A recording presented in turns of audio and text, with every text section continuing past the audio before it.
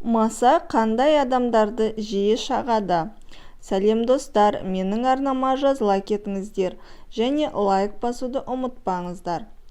Адамдардың кейбірін масаның көп шағатынын таныстарыңыздан естіген боларсыз.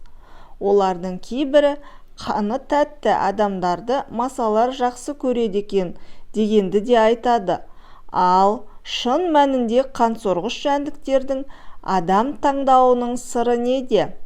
Арнайы зерттеу нәтижесінде масалардың не себепті адамдарды таңдап шағатыны белгілі болды.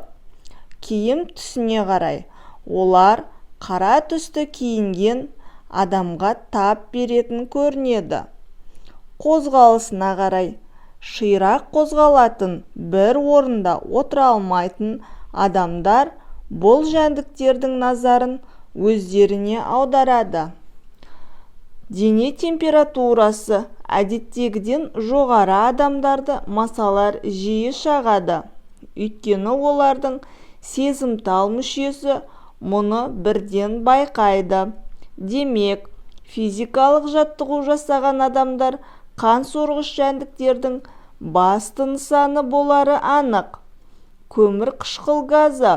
Аталмыш жәндіктер 50 метр арақашықтан-ақ көмір қышқыл газын сезеді. Адамдардың бәрі осы газбен тыныс алады. Бірақ бірі ұзақ, ал енді бірі қысқа демалады.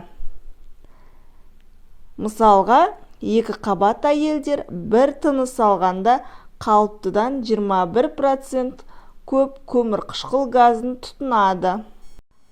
Ал кішкентай балаларда керісінше, олар ересектерге қарағанда сирек тыныс алады.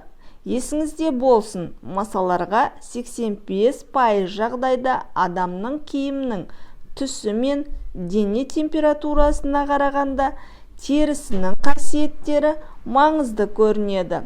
Яғни, терідегі кейбір қышқылдардың шамадан көп болуы адамға бұл жәндікті үйір етеді.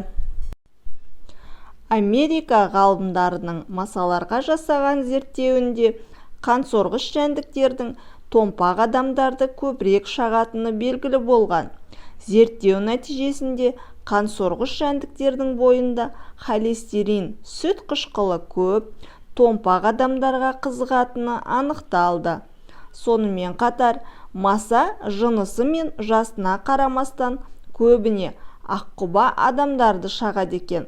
Сондай-ақ, маса ер азаматтарға қарағанда нәзік жандыларды көбірек, әсіресе аяғы ауыр келіншектер мен жас босанған әйелдерді жиі шағадымыз.